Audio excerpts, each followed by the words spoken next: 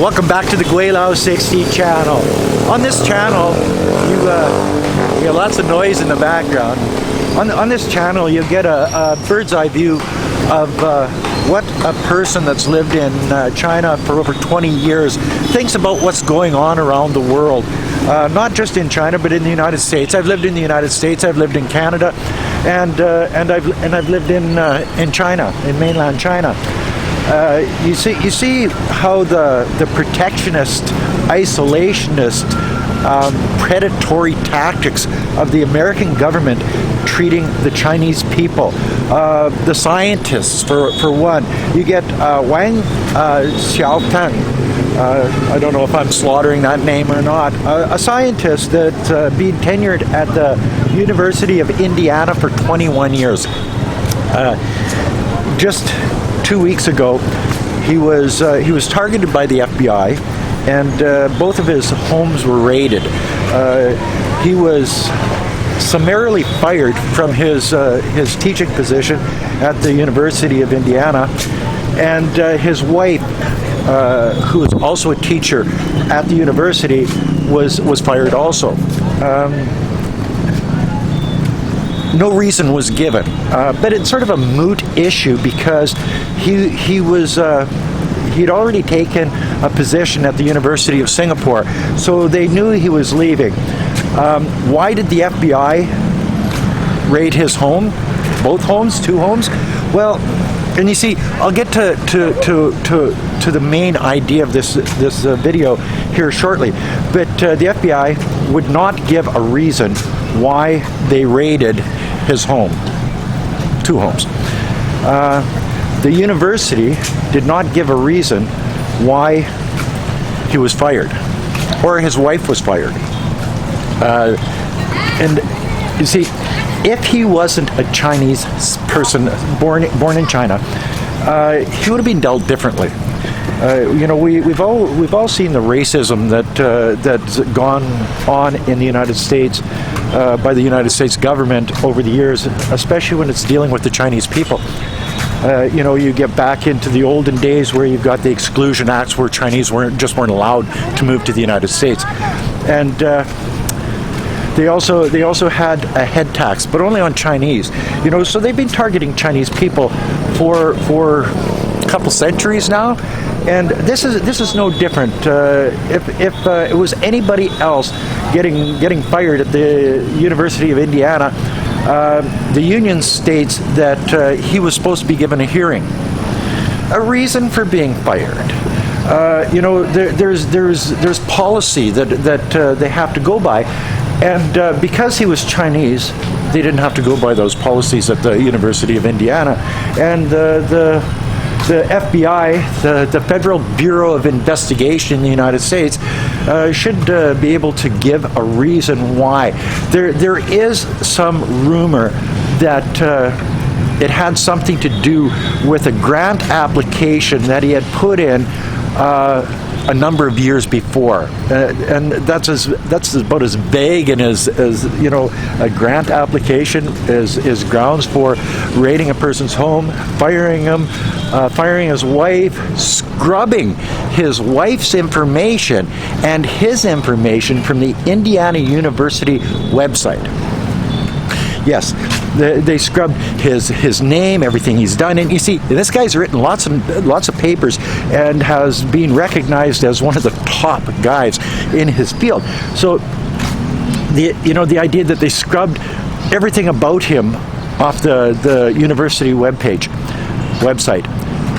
his phone number, his email address, they went missing for 2 weeks, where the other teachers couldn't get a hold of them. Actually, I thought they had been disappeared by the American government. You hear them pointing at the Chinese and saying, "Oh, these people are disappearing people." Well, I would imagine that in the United States it's more likely to happen. But the word is this morning that they're safe, and no charges have been laid on this either.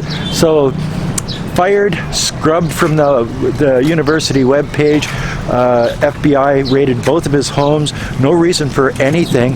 And this is sort of a systematic thing that's happening to the scientists, the Chinese scientists only, in the United States of America, where they're being targeted as national security threats. And they've been going through this, and they're academics. They're not stupid people. They know what's going on, and that they're being discriminated against based on their race, based on where they were born, their place of origin type thing. And what do? Well, what the Chinese scientists are doing, there's been 75% more scientists leaving the United States since 2018 to present than before 2018. So they're just getting up and leaving and saying, well, it's just not worth it anymore. And I think that's probably the best thing for them. But the idea that you're looked at as a national threat if you're a Chinese scientist. You're discriminated against. You're vetted to the extent where you feel like you're the enemy, and you're just there to do a job. It's got nothing to do with politics. It's got to do with the work that they believe in and love type thing. So if you have to work under those circumstances, I think it's probably better if you go to a place that appreciates you, where there's no racism, no discrimination, and that is China. You see, and it's hurting the United States because there's a big brain drain in the United States because of their protectionism, because they're turning into an isolated place, because of their paranoia of the Chinese people. Only the Chinese people. Only the Chinese people. Yes, and it's a sad thing to say. And you say, well, no, but these people are scientists and they've got secrets and all this other stuff. Yeah, but they've been targeting students too. So they've got Moore. He's a Republican for West Virginia. He's putting in a proposal here. I think he brought it forward in about the 15th of March. And what it is it's barring all Chinese students from American universities. Whether that goes through or not, who knows? But you can see the mentality, you can see the racism, and you wonder why the Chinese students aren't going to American universities anymore. Some universities are down enrollment from Chinese students 89%.